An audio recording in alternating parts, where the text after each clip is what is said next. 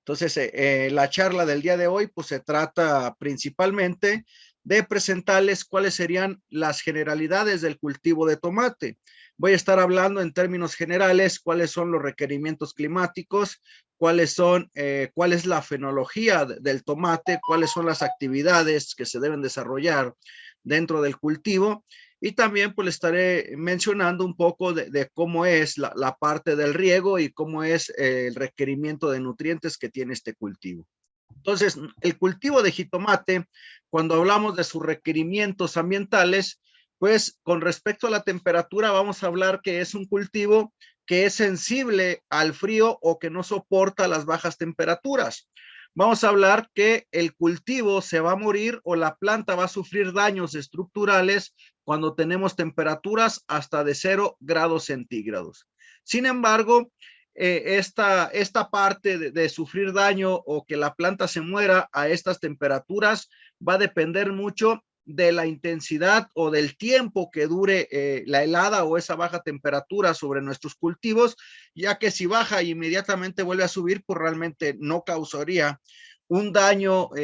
por decirlo, estructural o que haya muerte de varios órganos de nuestro cultivo, sino que solo se presentaría una pequeña helada y de allí pues tal vez te dañe un poco lo que es la coloración del fruto, tal vez te dañe un poco lo que es la polinización, que vamos a ver un poco más adelante, pero tu planta no se estaría muriendo. En la práctica hemos mirado algunas variedades que aunque estemos a 2 grados bajo cero, la planta soporta, no sufre ningún daño sobre sus estructuras, es decir, no hay rompimiento o no llega a dañarse las células dentro de las hojas o dentro de los frutos y la planta teóricamente no presenta ningún daño. Digo teóricamente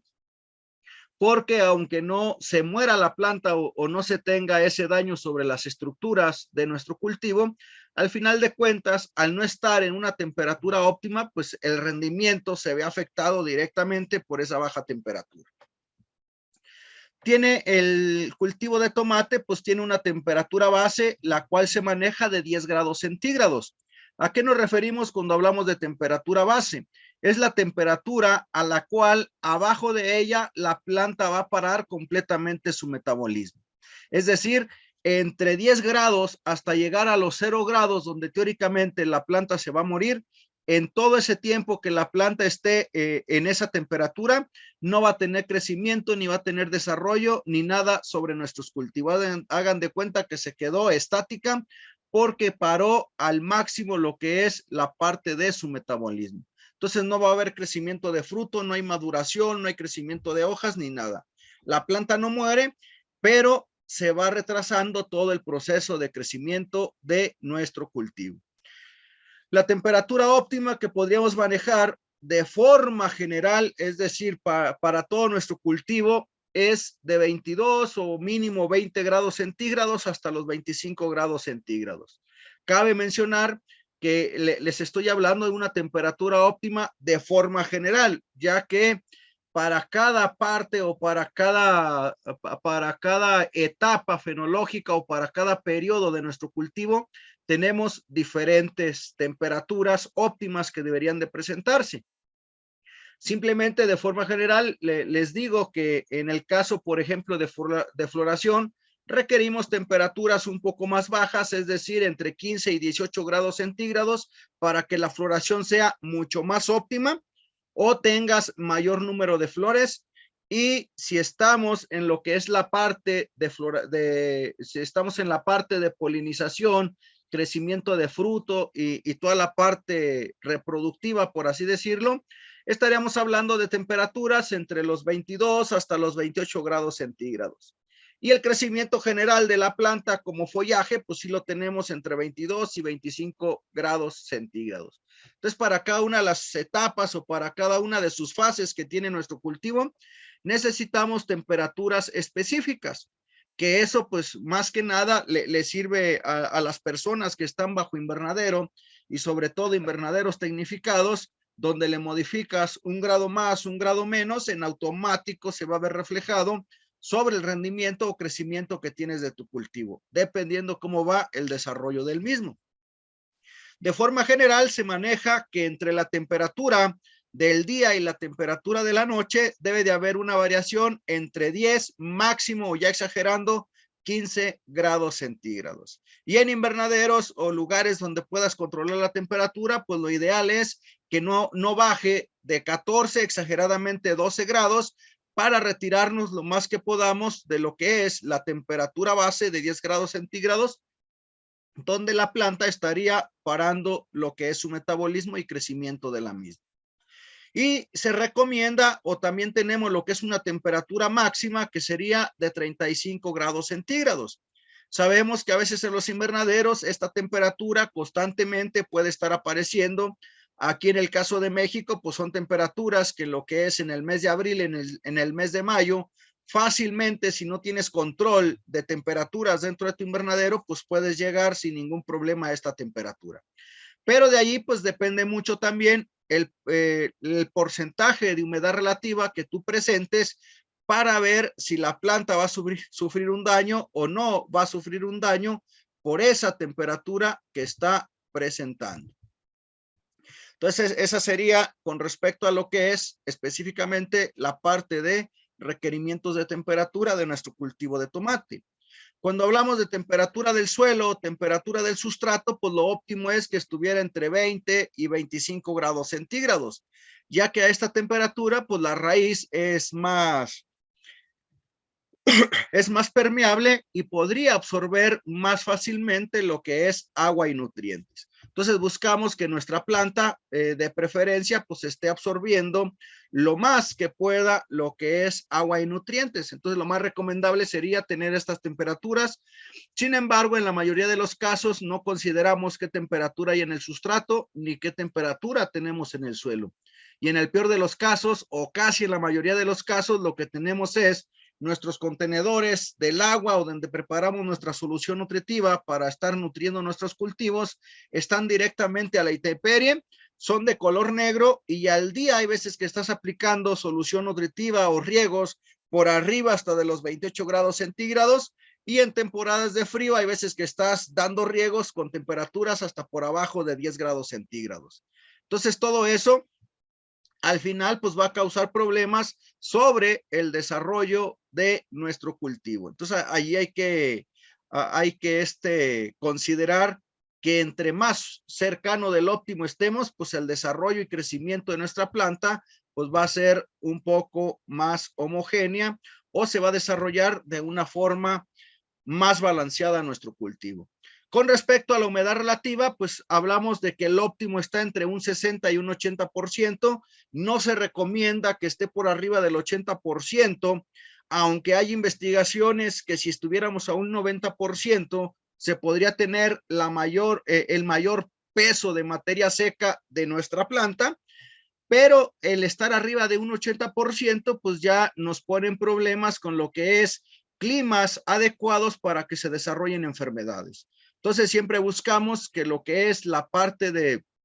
la humedad relativa o la humedad del ambiente nunca sobrepase el 80%. Y el mínimo pues sería lo óptimo que estuviera a 60. Sin embargo, hay ocasiones donde se nos presentan situaciones en nuestro invernadero o nuestro sistema de producción, donde al momento que tú trasplantas, si estás en un invernadero, pues difícilmente puedes mantener ese tipo de humedades, ya que a mediodía puedes presentar hasta 15, 20, 30% de humedad relativa. Climas exageradamente secos que podrían causarte presencia de plagas, como el caso de lo que es la cuestión de los ácaros.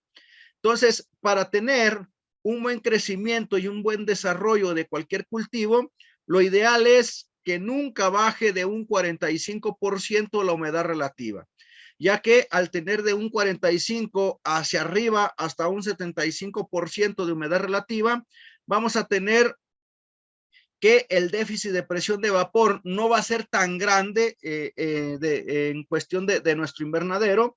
y de esa forma pues la planta va a mantener durante más tiempo abiertos sus estomas, y si están abiertos los estomas se puede dar adecuadamente lo que es el flujo de masas, donde entra la mayoría de los nutrientes a nuestro cultivo. Entonces, de preferencia, aunque el óptimo es 60, lo ideal es que nunca bajara de 45% a la humedad relativa de nuestro cultivo para que éste mantenga más tiempo abiertos los estomas,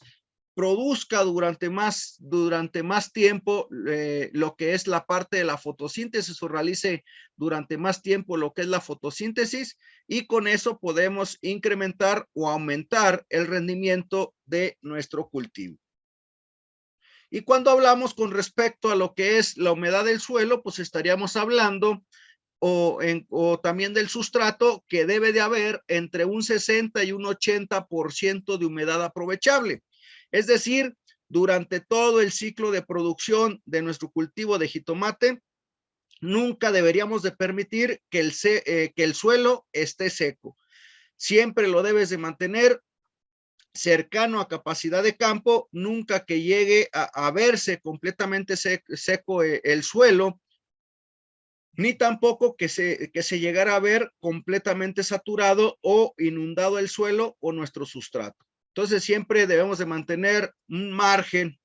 en el cual nuestro suelo siempre contenga humedad y nunca lleguemos a verlo completamente seco o porque hay veces que el productor se espera a que el suelo se vea completamente seco para dar el siguiente riego. Entonces ahí tú estás provocando un déficit hídrico, el cual pues va a perjudicar directamente el desarrollo de tu cultivo. Vas a tener una planta exageradamente generativa, es decir, hojas muy pequeñas, frutos muy grandes, pero es una planta que no va a pasar más allá de 6, 7 racimos cuando ya no puede más y solita puede perder hasta el punto de crecimiento por ese mal manejo del riego.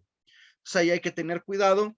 con mantener siempre húmedo ya sea el sustrato o nuestro suelo.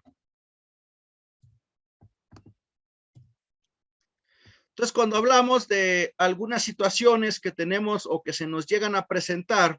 en lo que es el crecimiento de nuestro cultivo o algunas partes de nuestro cultivo, hablando específicamente de las condiciones climáticas, una de las situaciones que se nos puede presentar es una mutación, por así decirlo, o un crecimiento exagerado de lo que es el tubo polínico. Del lado izquierdo, pues les presento, para los que no lo conocen, pues lo que sería una flor normal o cómo se vería una flor normal viéndola la parte de arriba o viéndola de un lado, ¿no? De nuestra flor. Pero si nosotros tenemos condiciones ambientales en las cuales estás a temperaturas por arriba de los 35 grados centígrados y con alta humedad relativa, de preferencia, o también se puede presentar con humedad relativa baja, se va a dar lo que es un crecimiento exagerado de lo que es el tubo polínico. Entonces, esto que vemos aquí que está saliendo de la flor sería el tubo polínico. Entonces, si los estambres o las estructuras que son las encargadas de tener el polen se encuentran a esta altura y normalmente movemos nuestras plantas o hacemos una vibración sobre nuestras plantas para que ese polen caiga hacia la parte de adentro de la flor y sea polinizada o caiga sobre lo que es el tubo polínico que tiene que ser en la parte superior. Al tener esta mutación por cuestión de clima, como les mencionaba, temperaturas por arriba de los 35 grados centígrados, no se va a poder provocar o no se va a poder llevar a cabo lo que es la polinización de esas flores. Y en automático, pues vas a tener lo que es el aborto de flores, ya que es muy difícil que el polen pueda llegar hasta donde está la entrada en el tubo polínico y se pueda llevar a cabo lo que es el proceso de polinización. Entonces ahí podríamos tener una gran cantidad de aborto de flores por tener temperaturas por arriba de los 35 grados centígrados. Eso sería con respecto a alta temperatura. Cuando hablamos de bajas temperaturas, podemos tener diferentes situaciones. Entre ellas podemos tener lo que sería esta fotografía que normalmente se le conoce como mal cierre pistilar o coloquialmente también se le conoce como cara de gato. Esto se da cuando tienes bajas temperaturas, alta humedad relativa principalmente, aunque también se podría dar con alta temperatura y alta humedad relativa. Pero lo más común es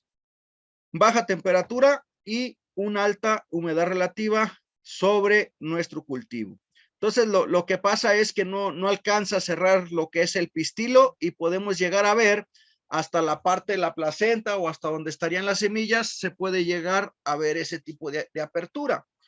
También en condiciones de baja temperatura y principalmente de lo que es alta humedad relativa, podemos ver este otro tipo de cicatrización que pareciera muy similar a lo que es el mal cierre pistilar. Sin embargo, en este caso, lo que tenemos es, por esas condiciones ambientales, se pega lo que es una antera o lo que sería la parte que está de los estambres que tiene la parte del polen, se queda pegada sobre la estructura femenina y nos deja esa cicatriz a la hora que empieza a crecer nuestro fruto. Y esta otra sintomatología que tenemos acá es por cuestión de frío también o de bajas temperaturas, que puede estar acompañada de alta humedad o de baja humedad relativa. Nos da esa cicatriz, esta cicatriz se da principalmente porque los pétalos a la hora que es polinizada la flor y por esa alta humedad relativa que tiene,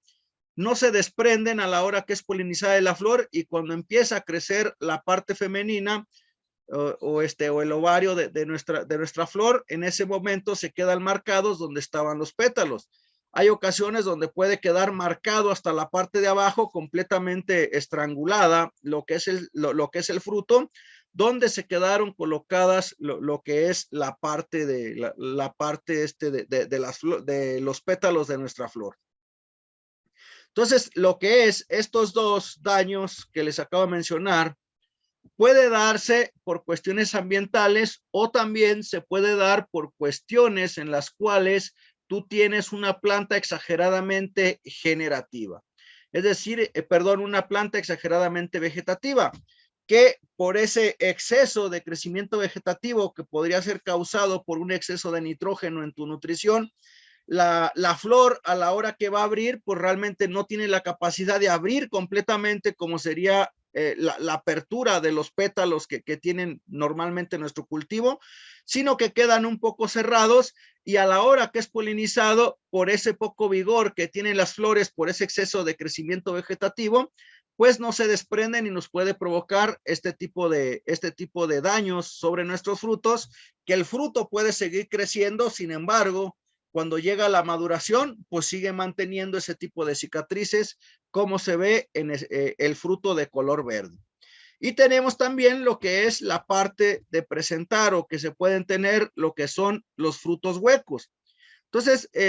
¿por qué se dan los frutos huecos? Hay una infinidad de razones por qué tenemos frutos huecos. La principal es que no se da el proceso de polinización sobre esos frutos. Entonces, al no darse el proceso de polinización, no hay generación de semilla, entonces al no haber generación de semilla no se producen varias de las hormonas que requiere nuestro fruto para que éste pueda crecer o pueda desarrollarse adecuadamente. Al utilizar hormonas de forma foliar, podemos hacer que esos frutos puedan crecer de forma partenocárpica, es decir, sin que se dé el proceso de polinización. Sin embargo, son frutos que llegarían a tamaño tal vez de tamaño de un fruto de segunda, pero al no tener semillas y verlos hecho crecer artificialmente, son frutos que tienen menos vida de anaquel que aquellos que tienen completamente el desarrollo de sus semillas. Entonces, eso puede ser por cuestiones específicamente de que no se polinizó nuestra flor. Y los factores que pueden provocar que no se polinice es pues que el trabajador no pase a hacer el proceso de polinización si lo está realizando de forma manual, o también se puede dar por altas temperaturas, que tú tengas una alta temperatura en la cual el polen se va a ver deshidratado por esa alta temperatura que se está presentando. Lo mismo sería por una alta humedad relativa. Por arriba o cercano 80%, el polen se queda apelmazado, se queda pegado sobre los estambres y por más que tú sacudas la planta, pues no va a caer o no se va a llevar a cabo el proceso de polinización. Y también si tenemos humedades relativas por abajo de 45%, lo más seguro es que ese polen ya está deshidratado y por más polen que tú veas que caiga de las flores, todo el polen que se está moviendo está deshidratado por la baja humedad relativa que tenemos en el ambiente y tampoco se llevaría a cabo lo que es el proceso de polinización. Entonces, todos esos factores son los que nos podrían provocar lo que es un fruto hueco. Y tenemos estas otras fotografías donde podemos ver que tenemos lo que normalmente le llamamos lo que es ramificación de los racimos, en el cual pues normalmente un racimo pues te da alrededor de 8 frutos aproximadamente, es lo normal. Todo depende de lo que sería la variedad que estemos utilizando. Sin embargo, pues aquí les muestro varias fotografías de racimos ramificados. Entonces aquí, por ejemplo, el del lado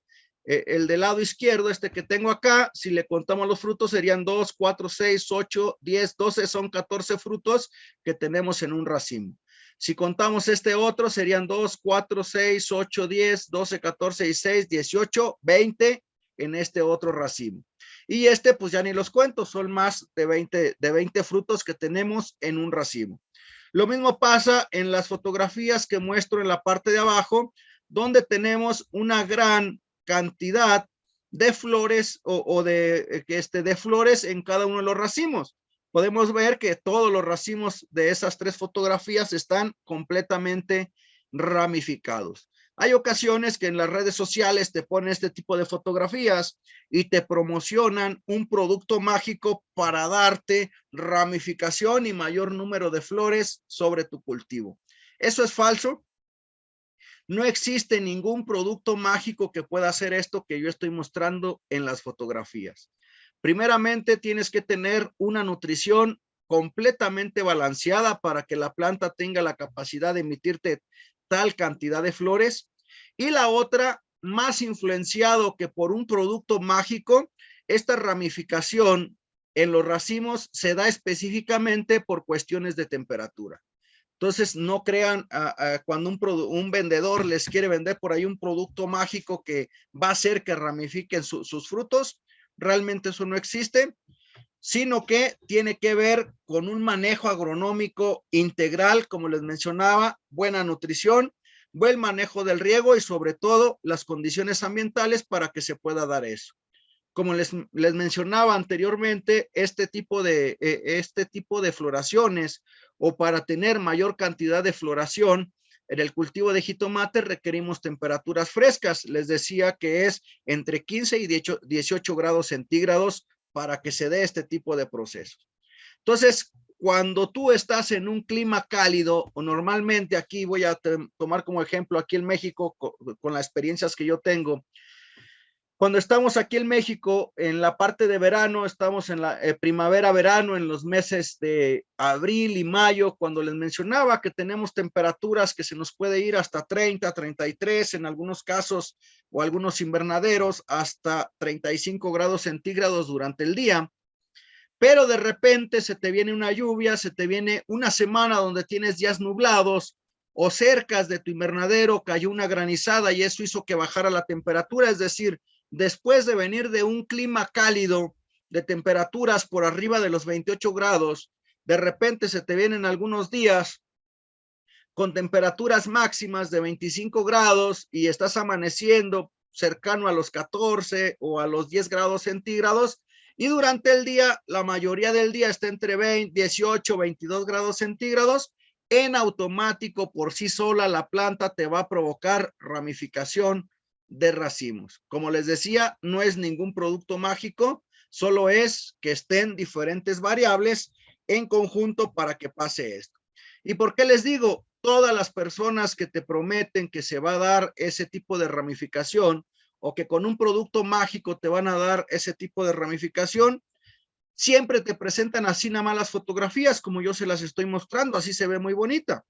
pero nunca te muestran una fotografía de la planta completa. ¿Por qué nunca te muestran una fotografía de la planta completa? Entonces aquí podemos ver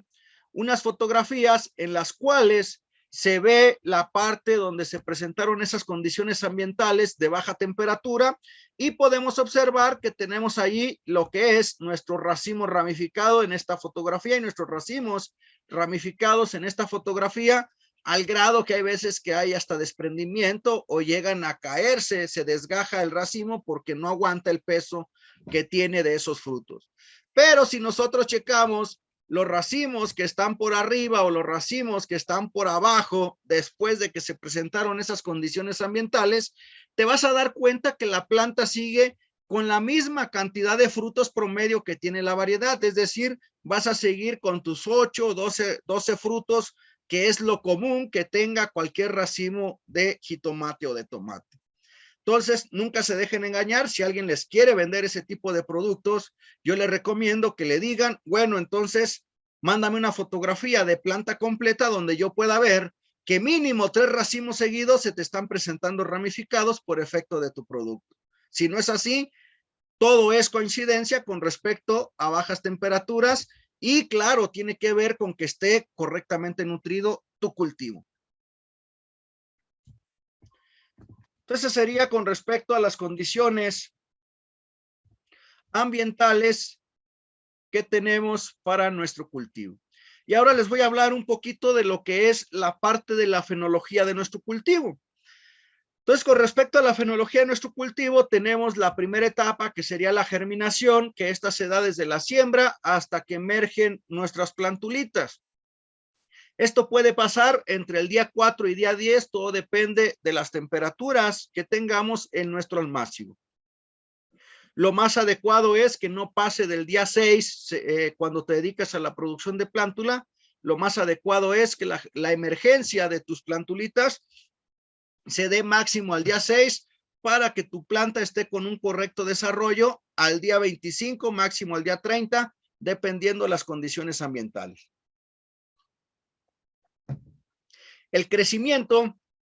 hablando específicamente de lo que es el crecimiento vegetativo, pues se va a dar desde que aparecen las primeras hojas verdaderas hasta que aparecen los primeros botones florales. Esto se puede dar entre el día 45 y día 60 después de la siembra.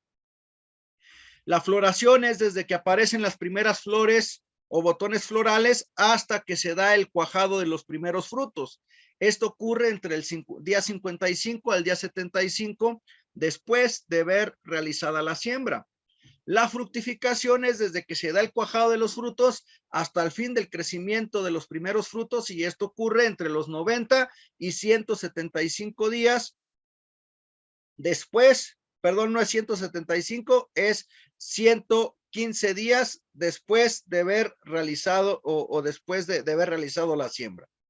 Y lo que es la parte de la maduración lo tenemos desde el fin del crecimiento de los frutos hasta la primera recolección, que se da entre los 105 a 135 días después de haber realizada la siembra.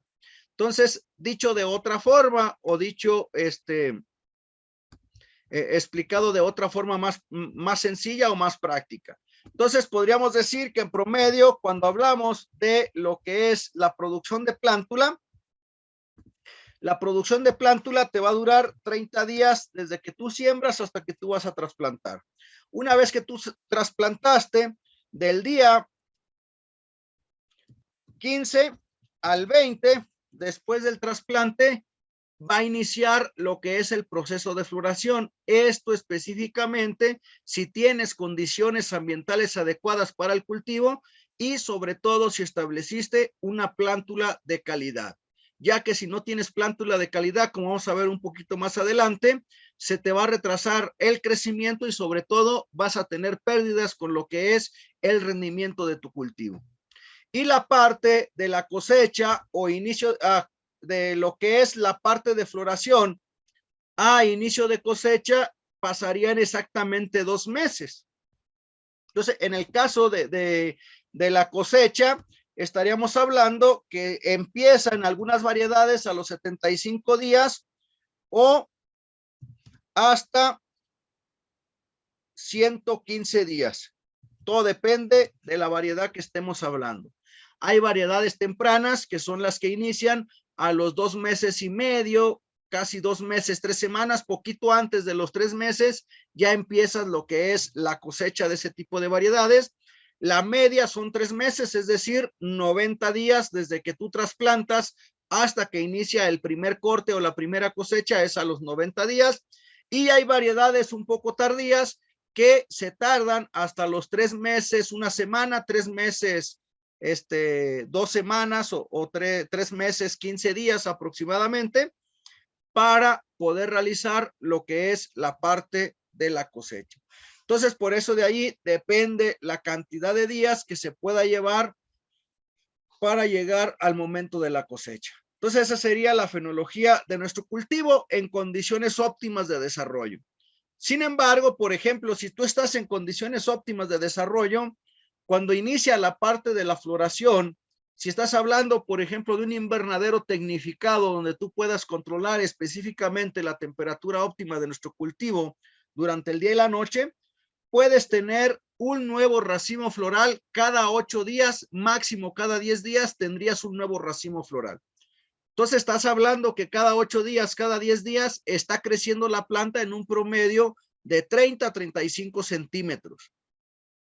Si estás en un invernadero pasivo que realmente no controlas la temperatura y estás a expensas de cómo se va a dar la parte del clima en el exterior, que solamente tienes tu invernadero cubierto con un poco de plástico y de ahí pues ya nada más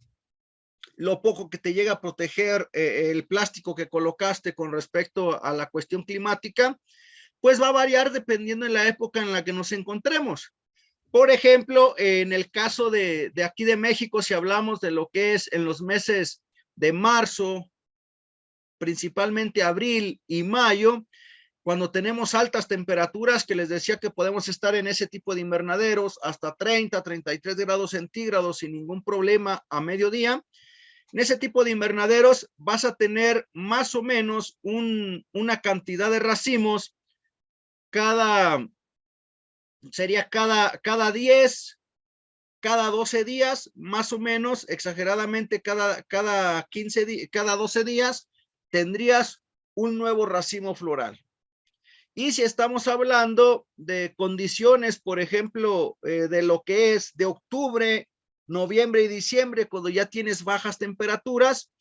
cada racimo floral se te va a estar presentando cada 15 o cada 20 días. Entonces, ahí es donde les decía que cada vez que tú llegas a temperaturas cercanas al 10 o por abajo del 10, que es nuestra temperatura base, la planta para completamente su crecimiento y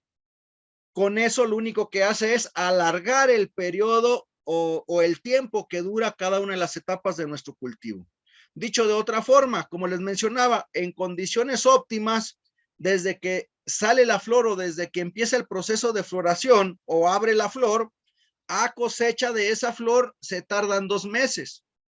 Entonces, si estás en condiciones adecuadas, que a los 15 días abre la flor, a los 75 días ya estás cosechando. Eso es en condiciones óptimas. Pero si estamos en temporadas de frío, como les mencionaba, y no tienes con qué controlar el clima, o como les mencionaba, es un invernadero pasivo en el cual el productor solamente prende sus calentadores en el momento que sabe que va a caer una helada solo para levantarlo de esos 0 grados centígrados y que su planta no se muera, pero no está buscando que su planta se desarrolle óptimamente, solamente que no se muera. En esas condiciones, desde que abre la flor hasta que tú la vas a cosechar, pueden pasar hasta 3 o 3 meses y medio para que tú puedas cosechar esa flor después de que ha sido abierta. Entonces ahí vemos la gran diferencia de 2 meses hasta 3 o 3 meses y medio, dependiendo las condiciones ambientales. Y solo les estoy hablando de la cuestión de temperatura, sin mezclar ninguna otra condición ambiental, que todavía si los demás no están en correcto valor, pues tendríamos más problemas o más retraso en cada una de las etapas. Entonces, así es como sería la parte de la fenología. Y para nosotros establecer nuestro cultivo y que este cultivo realmente sea de éxito, lo primero que tenemos que hacer es contar con lo que es una plántula de calidad. Si tú no tienes una planta de calidad, desde un inicio tú ya vas perdiendo con respecto a lo que es el rendimiento de tu cultivo. Características de una plántula de calidad para el caso de jitomate o tomate es, debe de tener un tallo que sea grueso y que sea vigoroso, es decir, que no se doble tan fácilmente.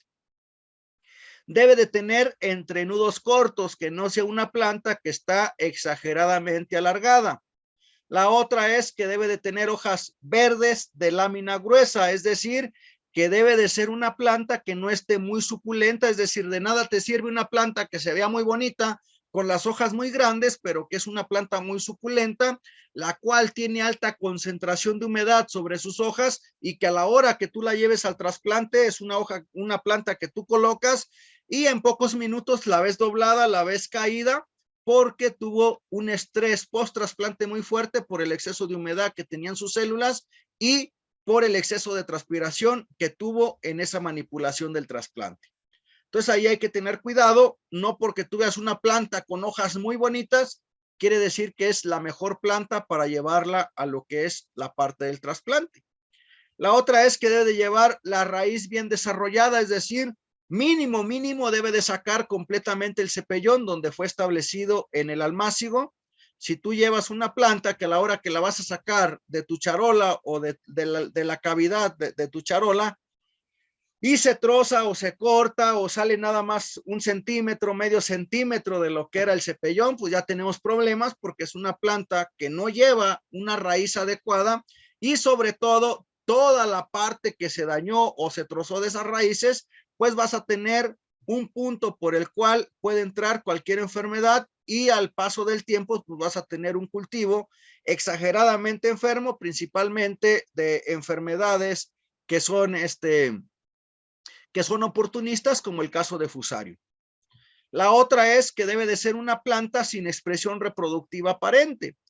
No debemos de llevar plantas que ya se le vea lo que es el racimo floral, ya que eso nos habla que es una planta que ya va retrasada mínimo 15 días en lo que es el almácigo, a excepción que tú tengas programado lo que es un trasplante tardío, es decir, que de contenedor en la cuestión de lo que es el sustrato, como mínimo tienes un cuarto de litro de sustrato para esa planta para que pueda soportar un retraso de 15, máximo 20 días, es decir, estás trasplantando ya casi cuando va a iniciar a abrir las flores. Si no es el caso que tengas programado ese tipo de trasplantes tardíos y con esa cantidad de sustrato, la planta no debe de llevar la expresión reproductiva, ya que en ese momento que tú trasplantas, su finalidad de esa planta que ya casi está por abrir la flor va a ser abrir la flor, dejar como mínimo un fruto de esa flor, porque las plantas, vamos a decir, su razonamiento es de que tiene que dejar descendencia para el siguiente ciclo.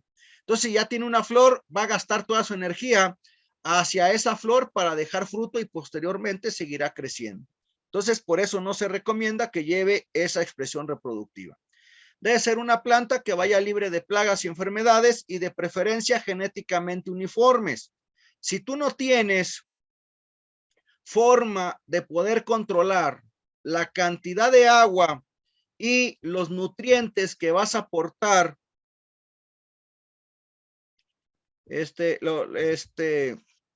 los nutrientes que vas a estar aportando para cada una de las variedades, no se recomienda que en la misma unidad de producción tú tengas dos variedades diferentes, a pesar de que el tipo de tomate o de jitomate que estés estableciendo sea del mismo tipo. Es decir, si tú tienes tomate saladet, pero tienes dos variedades, por ejemplo, tienes el Optimas y tienes lo que sería el Cid, que los dos son tipo saladet, no puedes tenerlos en la misma unidad de producción, manejándolos a los dos con el mismo sistema de riego, a excepción que tú puedas mandar diferentes cantidades de agua para uno y para otro y diferentes cantidades de nutrientes para uno y para otro, ya que aunque son la misma especie, son del mismo tipo, cada uno de ellos tiene demandas diferentes con respecto a agua y con respecto a nutrientes. ¿Cuáles son las características que debe de tener lo que es nuestra plántula? Entonces, las características que debemos de tener con respecto a nuestra plántula, primeramente es que de altura debe de tener alrededor de 12 a 15 centímetros desde la base o desde la parte del cepellón hasta la altura de nuestra planta. Entonces, aquí hasta el punto de crecimiento de la base debe de tener máximo 15 centímetros. Y el grosor del tallo de preferencia debe de ser de medio centímetro. Entonces, esas serían las características adecuadas o óptimas de nuestra plántula de jitomate. Y también como mínimo debería de tener 4 hojas. Si nosotros se las contamos sería 1, 2, 3 y 4, la que está en medio o la más chiquita, ahí tenemos 4 hojas. De este lado sería 1, 2, 3 y la más chiquita de aquí del medio serían 4 hojas. Esa es la cantidad mínima de hojas que debe de tener nuestro cultivo para nosotros trasplantarlo. Y como máximo debe de tener 6 hojas, ya que en la mayoría de los cultivos y principalmente los que son de crecimiento indeterminado, el primer racimo floral se va a estar presentando entre la hoja 7 y la hoja 14. Todo depende de la variedad y del manejo agronómico que se le dé con respecto a nutrición y con respecto a manejo de riego. Por eso es que no puedes mandar una plántula por arriba de 6 hojas, porque si ya va en la hoja número 7, pues ya llevarías la expresión reproductiva, lo cual va a hacer que se retrase el crecimiento de tu cultivo una vez que lo has establecido. ¿Qué es lo que pasa? Hay veces que tú mandas producir tu plántula y ya una vez que produciste tu plántula, o ya te la produjeron, te dijeron que para tal fecha tú llegas, tal vez tiene la altura, tal vez tiene el grosor del tallo. Sin embargo, cuando checas las hojas, hay ocasiones que te entregan plantulitas con 3 hojas verdaderas como máximo. Entonces eso quiere decir que es una planta que como a lo máximo lleva 20 días después de que la sembraron, y lo más seguro es que hasta el productor de plántula, como las veía tal vez un poco chaparritas y ya tenía que entregártelas para que tú las veas bien, hay ocasiones donde le ponen una malla sombra durante unos días para hacerlas que se alarguen. Ya una vez que se alargaron, pues ya te las entregan del tamaño que es, pero no lleva la cantidad de hojas adecuadas. Entonces, si a ti te entregan una plántula con 3 hojas verdaderas, estamos hablando que esa planta pues lleva apenas alrededor de 20, exageradamente 21 días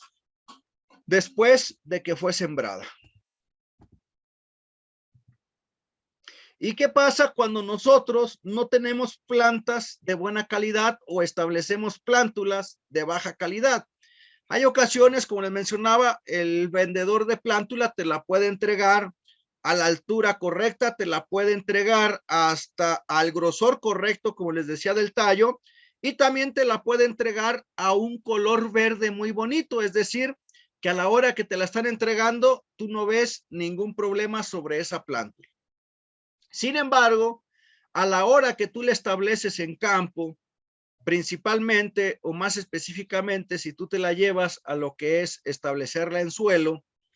que es donde la planta va a sufrir un estrés más fuerte que si te la llevas a la parte de hidroponía, aunque se llega a dar también en lo que es hidroponía este tipo de síntomas,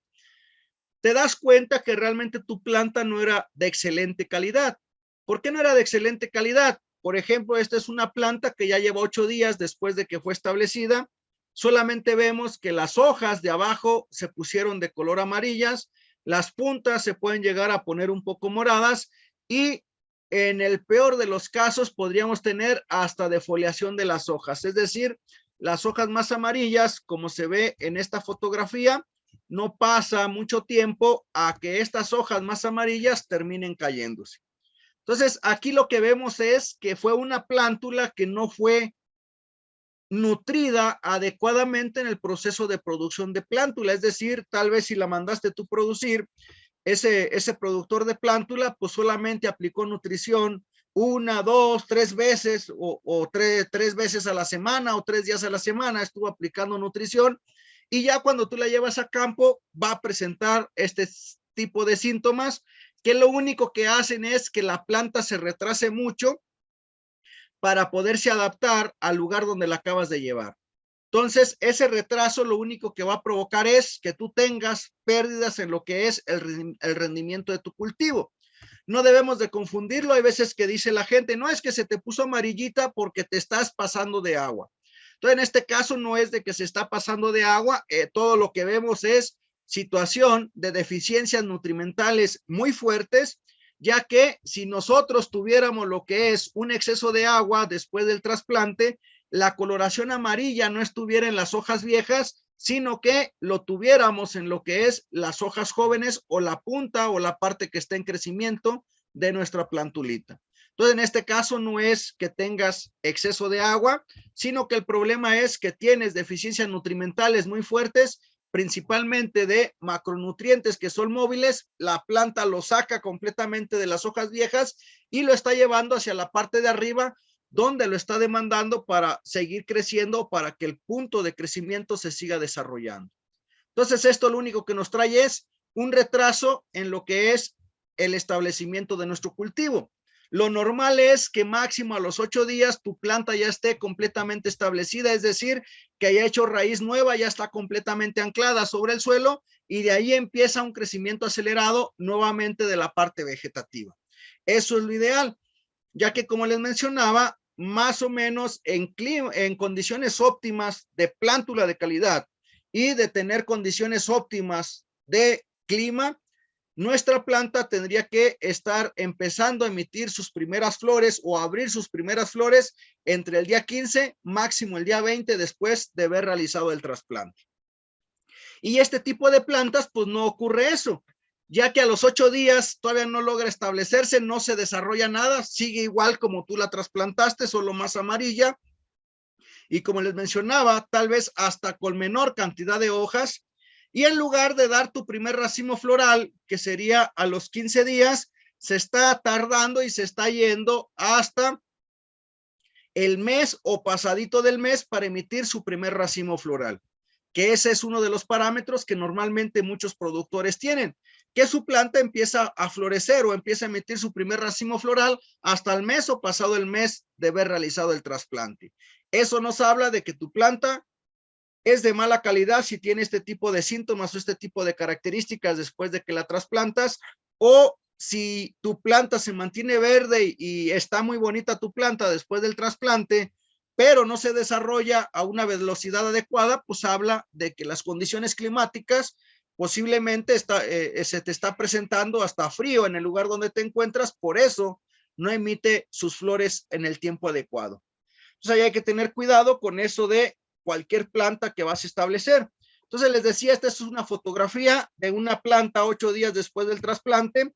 comparada con esta planta que lleva 12 días después de haber realizado el trasplante. Entonces, si nos damos cuenta, esta 8 días, esta 12 días después de realizado el trasplante, una planta de excelente calidad a la hora que se estableció y condiciones óptimas con respecto a lo que es la parte de temperatura o condiciones ambientales. Si yo hago un acercamiento, aquí ya podemos observar que ya empiezan a verse lo que es la parte del racimo floral, donde ya casi está a punto, como les decía, a los 15 días, máximo 20 días, estarían abriéndose las primeras flores. Entonces aquí ya se alcanza a ver que esta planta, que en cuanto se estableció,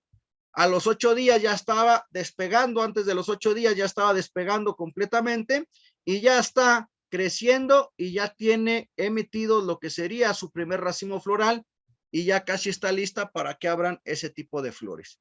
Entonces diría el productor, bueno, no pasa nada, al final de cuentas, aunque yo compre o adquiera este tipo de plantas como la de estas fotografías, al final de cuentas mi planta se recupera y voy a tener producción en mi cultivo. Sí, pero ¿cuánto estás perdiendo solo por escoger o establecer una plántula de mala calidad? Supongamos que esta planta emitió su racimo a los 15 días después de haber realizado el trasplante en condiciones óptimas. Si de ahí decimos que cada 10 días, cada 8, cada 10 días en condiciones óptimas te está emitiendo un nuevo racimo floral, entonces estamos hablando que esta planta cuando llegamos al mes ya tendría de 2 a 2.5 racimos ya establecidos sobre nuestra plantulita,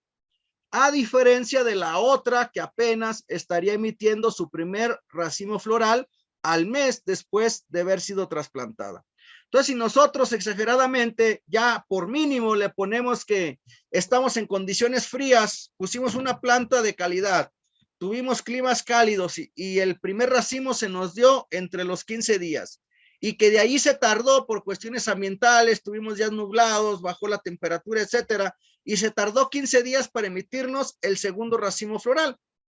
Entonces, lo mínimo que pasaría es que esta planta en un mes ya tendría 2 racimos florales. Entonces, y la otra 1, entonces estaríamos hablando de un racimo floral que la otra ya está perdiendo. Si lo multiplicamos, ese racimo floral por los 30,000 plantas que tenemos aproximadamente por hectárea, estarías hablando que si por mínimo, por muy bajo que fuera el rendimiento de esos primeros racimos, que todos los que nos dedicamos a lo que es la producción de jitomate, sabemos que es raro que en los primeros racimos tú tengas racimos de medio kilogramo, todos son de 1 kilo y a veces hasta superiores a 1 kilogramo en los primeros racimos. Entonces, si le ponemos lo más bajo, que sería que un racimo pesara medio kilogramo, por una planta de mala calidad, tú ya estás perdiendo 15 toneladas por hectárea,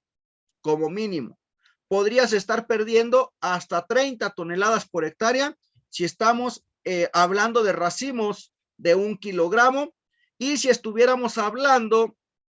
de lo que les mencionaba, que podrías tener hasta 2.5 ya racimos, por así decirlo, en la planta, en cuestión de desarrollo, sería por 1.5, sería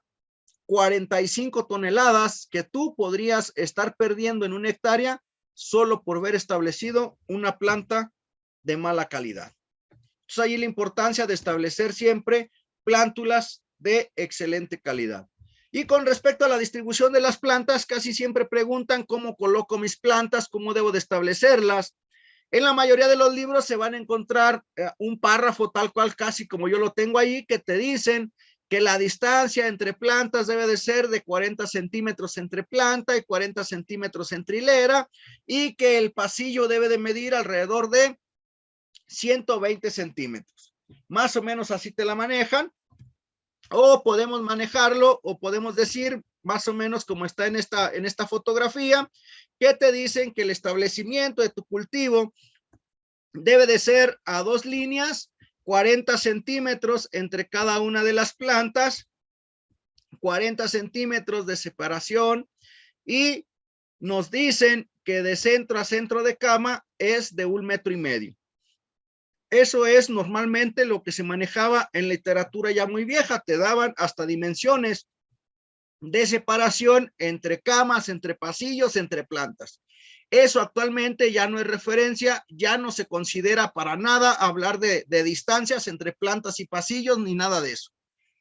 Ahora de lo que hablamos es de densidad de siembra, es decir, si hablamos en la cuestión de invernadero, estamos hablando que tu densidad de siembra debe de ser de 2.5 hasta 3.5 plantas por metro cuadrado. Si hablamos de sistemas en los cuales tienes doble tallo o más de 2 tallos, hablamos de tallos y seguimos manteniendo la misma densidad, es decir, de 2.5 a 3.5 tallos por metro cuadrado de invernadero. Ya no existe de qué distancia tienes entre plantas, qué distancia tienes entre pasillos, ya que todo depende del diseño que tú cuentes dentro de tu invernadero, ya que si alguien te dice pasillos de 1,5 o deja pasillos hasta de 1,80, pues vas a tener problemas, porque tal vez si tú haces eso de 1,80, la forma en la cual están colocados los postes o tienes distribuido tu invernadero, pues no va a cuadrar y vas a desperdiciar mucho espacio. Entonces, cada quien tiene que diseñar la distancia adecuada o acomodar de forma adecuada lo que son sus camas de producción, dependiendo del diseño de su invernadero o la distribución de las estructuras de tu invernadero. Y ahora sí ya distribuyes tus plantas dentro de eso. Pero como les mencionaba, densidades de 2.5 hasta 3.5 es lo más recomendable. Hay productores que siembran más de 3.5, les establecen a 4, me ha tocado productores hasta de 4.5. Si incrementas un poco lo que es el rendimiento, a diferencia de las otras densidades, pero después del racimo número 8 les cuesta mucho trabajo sacar tamaños, es decir, después de tener mayor porcentaje de primeras con respecto a tamaño o producción de jumbo, solamente por incrementar la densidad en lugar de 3.5 a 4 o 4.5, te vas casi a la mayor producción a puro de segunda y de tercera en cuestión a tamaños. Nada más por ver incrementado la densidad de trasplante. Y la otra es que son cultivos que sí tienes tal vez unos kilos extras en producción, sin embargo, son cultivos a los que le tienes que invertir más con lo que es el manejo de enfermedades, ya que por esa alta densidad se te va a dar microclimas de alta humedad relativa y de lo mismo vamos a tener puede ser hasta altas temperaturas, y son cultivos o unidades de producción que año con año están sufriendo, están batallando con lo que es tizones, con lo que es botritis por esas condiciones ambientales, porque el follaje está completamente saturado. Y ya hay algunas variedades que hasta el mismo comerciante o el que te las vende te recomienda densidades hasta de 2.2, pero esas son muy raras y generalmente te lo explican en la ficha técnica de ese tipo de variedades, que se recomienda densidades de 2.2 plantas o tallos por metro cuadrado. Entonces ahorita ya no hablamos de distancias ni de tamaños de pasillo a pasillo, ¿no? Aquí les muestro una fotografía de uno de los productores que asesoramos, que en este caso es una planta a doble tallo. Y tenemos, por ejemplo, en este caso, la cama de producción en un cultivo tradicional o de forma tradicional, como antes se recomendaba. Te decían que la cama era de 70 centímetros y pasillos de 80 centímetros. En este caso, nosotros ya manejamos camas de 40, 50 centímetros como máximo, simulando lo que sería la cuestión de establecimiento en bolsa, y solamente buscamos una profundidad hasta de 30, 40 centímetros donde esté correctamente preparada nuestra siembra. Y lo que es la parte de pasillo, estamos manejando de 1.8 hasta 2 metros de pasillo, esto con la finalidad de que entre lo que son los carritos con lo que se hace las labores culturales, lo que es la parte del tutoreo, lo que es la parte de aplicaciones foliares que se hace ya con con un instrumento, no con una mochila, sino con un carrito que vas fumigando. Entonces, de esa forma, pues, necesitamos ampliar los pasillos para que la planta no se maltrate a la hora que tú vas pasando con estos instrumentos. Y aquí tenemos plantas a doble tallo y la distancia que tenemos de planta a planta es de 27 centímetros, manteniendo al final lo que es una densidad de 2.8 tallos por metro cuadrado de invernadero.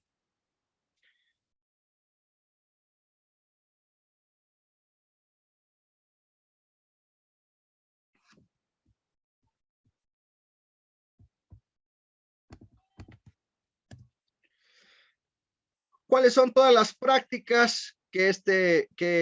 tenemos que hacer en el cultivo de tomate o el manejo del cultivo de jitomate? Bueno, se tiene que realizar el trasplante, ya les mencionaba, se coloca una planta que debe de tener alrededor de 30 días, una altura de 10, 12, 15 centímetros, que tenga como mínimo 4 hojas verdaderas.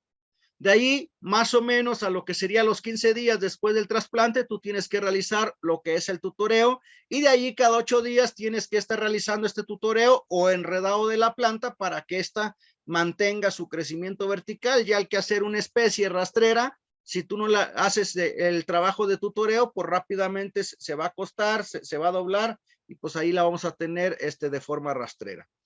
También tenemos lo que es la poda de brotes, hojas y frutos. La poda de brotes, igual más o menos a los 15 días después del trasplante, inicias con lo que es eliminar brotes o chupones o brotes laterales, y eso se realiza también cada 8 días. La poda de hojas normalmente se inicia a realizar cuando tu planta llega al racimo número 5. Estamos hablando aproximadamente ahí cercano a los 2 meses, depende de las condiciones climáticas, o ya hasta los 2 meses después del trasplante empezamos con lo que es la parte de poda de hojas, y de ahí en adelante cada 15 días como mínimo, cada 20 tendríamos que estar haciendo poda de hojas. Y la poda de frutas o raleo de frutas, pues ya depende del tipo de tomate o jitomate que estemos hablando, y principalmente nuestro mercado. Si estamos hablando de lo que es tomate bola o de esos redondos, pues sí tenemos que podar, dejando máximo unos 8 frutos para que todos sean de buen tamaño, o todos sean más o menos de un tamaño uniforme. Si hablamos de tomate saladet, pues puedes dejar hasta 10 frutos, si es que estás buscando tamaño. Si es mercado nacional y lo que te interesa son kilos y no necesariamente puras primeras, pues puedes dejar todos los que tiene o los que te da tu racimo floral, como esos que les mostré que tenían hasta más de 20 frutos. Con respecto a la polinización, bueno, ahí se puede hacer de forma manual o puedes implementar lo que es establecer abejorros. Si es de forma manual, se tendría que hacer todos los días, de preferencia cuando tienes condiciones ambientales de humedad relativa de 45, como mínimo, lo ideal sería de 55 a 75% de humedad relativa y una temperatura entre los 20 y 28 grados como máximo. Esas serían las condiciones óptimas para que tú realices la polinización de forma manual. Si es por medio del abejorro, pues tendrías que establecer el abejorro y es en las condiciones ambientales en las cuales el abejorro pues sale a la parte de la polinización. Si hablamos de abejorros, pues lo ideal es que tú cada 3, máximo cada 4 semanas tendrías que estar estableciendo una nueva caja para mantener estable o a buen nivel la cantidad de abejorros dentro de tu unidad de producción para que tengas una polinización completamente efectiva. Se debe de realizar lo que es el riego, la fertilización, control de plagas, enfermedades y pues lo más importante, la cosecha, ¿no? Entonces, cuando hablamos de la parte de polinización, tú debes de checar si tu polinización es adecuada. Entonces, tu polinización va a ser adecuada cuando se forme o veas esta forma que se ve en este racimo. Es decir, vamos a ver como un tipo V cuando están creciendo los frutos. El fruto que está más cerca al tallo debe de ser el más grande y de allí tiene que ir bajando el crecimiento de forma homogénea. A esto le llamamos que tienes una excelente polinización. Pero si tú vas al monitoreo y checas que uno de los frutos está más pequeño y el que le sigue está mucho más grande, como en esa fotografía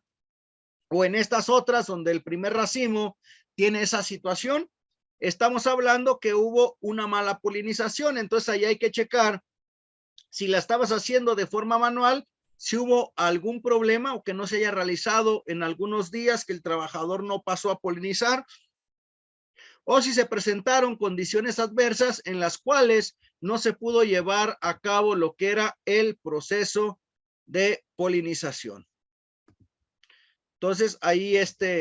ahí ya depende del manejo que se le esté dando. Ya les mencioné al inicio, puede ser alta humedad relativa, puede ser baja humedad relativa, puede ser exceso de temperatura, puede ser temperatura baja, por la cual no se dé adecuadamente el proceso de polinización.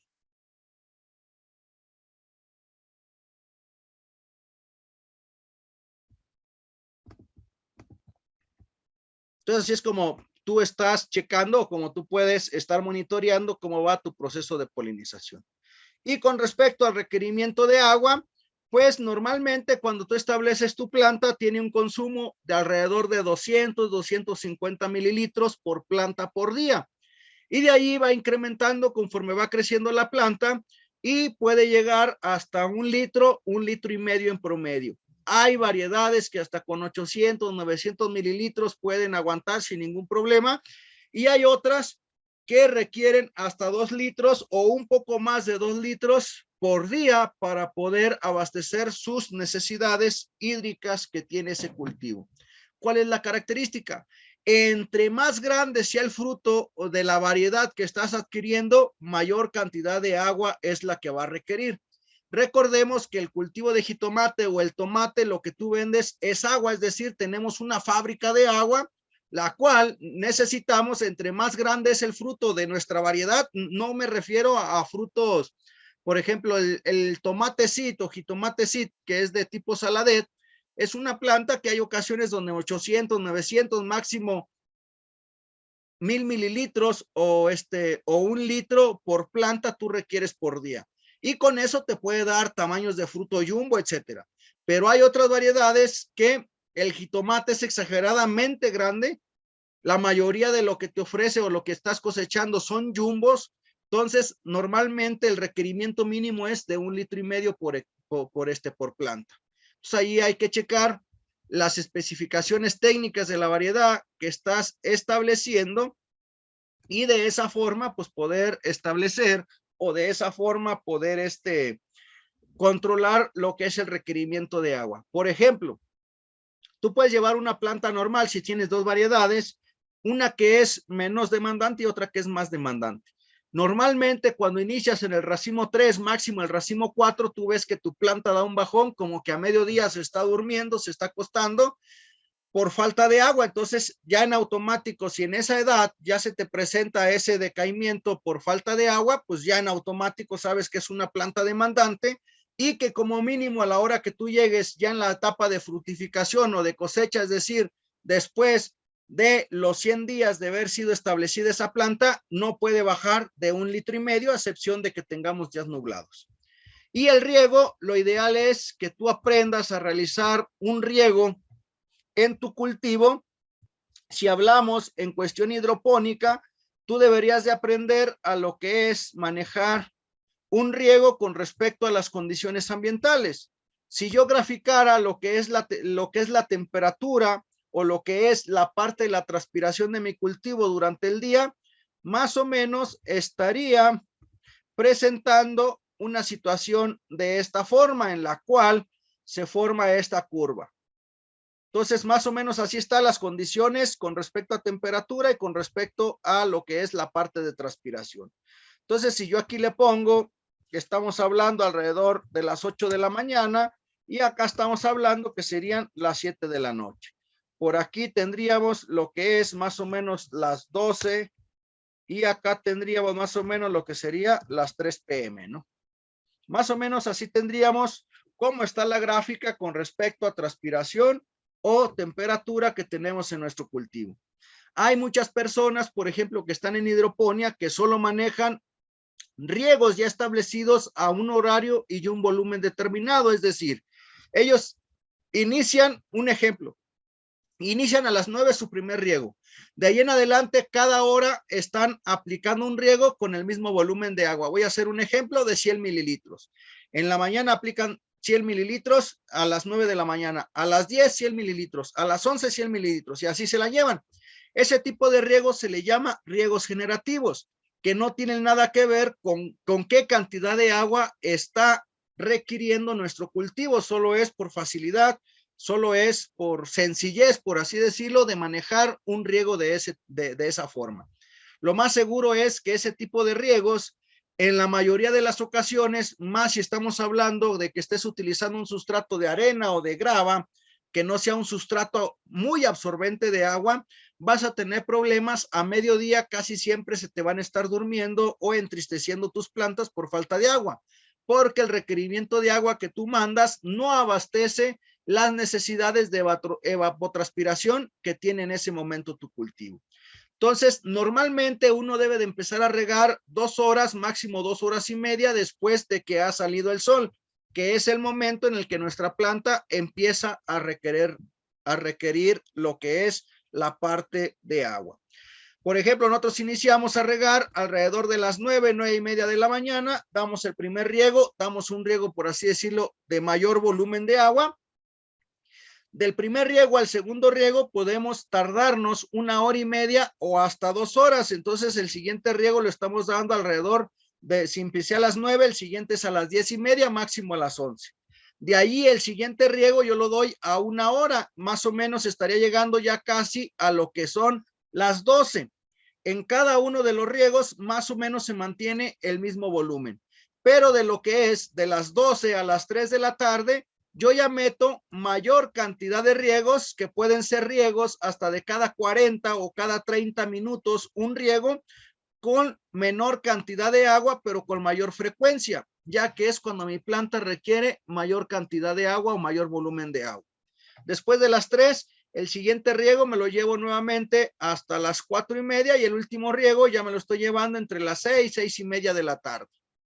Entonces, así es como se debería de hacer un riego adecuado, manteniendo siempre húmedo el sustrato en un periodo de las 12 a las 3 de la tarde para que la planta no sufra ningún estrés hídrico, porque de ahí es donde viene una gran cantidad de deficiencias de calcio que no son provocadas porque no lleve calcio tu solución nutritiva, sino que son provocadas por un déficit hídrico o por falta de agua, donde no se puede llevar a cabo lo que es el flujo de masas, que es por donde entra principalmente este elemento. Entonces, todos los que hacen riegos a una hora determinada en hidroponía y un volumen determinado, realmente están manejando un riego muy generativo que en la mayoría de los casos les va a provocar hasta acumulación de sales sobre su sustrato por ese exceso de evaporación que están teniendo a mediodía, y muchas de las ocasiones no logran abastecer el requerimiento que tiene la planta en esos periodos de mayor calor y de mayor transpiración. Si hablamos con respecto al suelo, no hay forma de que tú puedas decir un horario o una forma de riego, todo va a depender del tipo de suelo con el que contemos. Si tú tienes un suelo muy arenoso, lo mínimo que deberías de dar, ya si estás en producción, lo mínimo son de 4 a 6 riegos por día que tú tendrías que estar dando para mantener la humedad adecuada sobre tu suelo que es muy arenoso. Si es un suelo arcilloso o muy arcilloso, tú puedes dar un riego nada más durante el día con el requerimiento de agua que necesita tu cultivo, y con eso es suficiente para que la planta se desarrolle adecuadamente. En el caso de que estuviéramos hablando, por ejemplo, de que en el día tenemos días nublados, el requerimiento de agua va a bajar aproximadamente, todo depende de las condiciones ambientales, pero mínimo te baja un 25 hasta un 40 o 50% el requerimiento de agua que requiere nuestro cultivo. Todo depende, si estamos hablando de hidroponía, pues normalmente se te baja hasta un 25 o 30% el requerimiento de agua. También depende del tipo de sustrato que estemos hablando, si es un sustrato muy absorbente como fibra de coco, como si fuera la parte de lana de roca, etcétera, pues esos tienen mayor absorción de agua, pues realmente bajaría el consumo hasta un 35%. Si estás hablando de un sustrato de tipo de arena, grava o arena, pues te baja mínimo un 25% el requerimiento de agua. Y con respecto a suelo, pues también va a depender si estamos hablando de suelos arenosos o estamos hablando de suelos arcillosos. Para el caso de suelo, yo recomiendo que pongas un tensiómetro como mínimo forzosamente, y de ahí estar monitoreando para realizar tus riegos dependiendo la tensión a la cual se está presentando o está siendo retenida el agua por ese suelo. Y con respecto a lo que es los requerimientos nutrimentales, estos son los requerimientos nutrimentales o la cantidad de kilos de cada uno de los elementos que requiere nuestro cultivo para un rendimiento de 350 toneladas por hectárea. Requiere 1027 kilogramos de nitrógeno, requiere 308 kilogramos de fósforo, 1589 kilogramos de potasio, 888 kilogramos de calcio, y de magnesio requiere 264 kilogramos. Entonces sería lo que es el requerimiento con respecto a lo que es fertirrigación o para el caso de nutrición en suelo para llegar a 350 toneladas. Para el caso de hidroponía se maneja una conductividad eléctrica en el trasplante de 1.5, y ya cuando estamos en producción lo manejamos a lo que es 2.5 de conductividad eléctrica. Si el clima está muy frío, nos podemos ir hasta lo que es 2.8 de conductividad eléctrica, pero casi por lo general lo manejamos a 2.5 de conductividad eléctrica. Ya no le subimos más hasta 2.8. Mejor lo que hacemos es hacer una aplicación foliar de potasio, de fósforo y de calcio, que son elementos que les cuesta trabajo que la planta los absorba por temperaturas bajas, y mejor se lo mandamos de forma foliar para evitar o para compensar cualquier deficiencia o lo que no se esté absorbiendo por la raíz.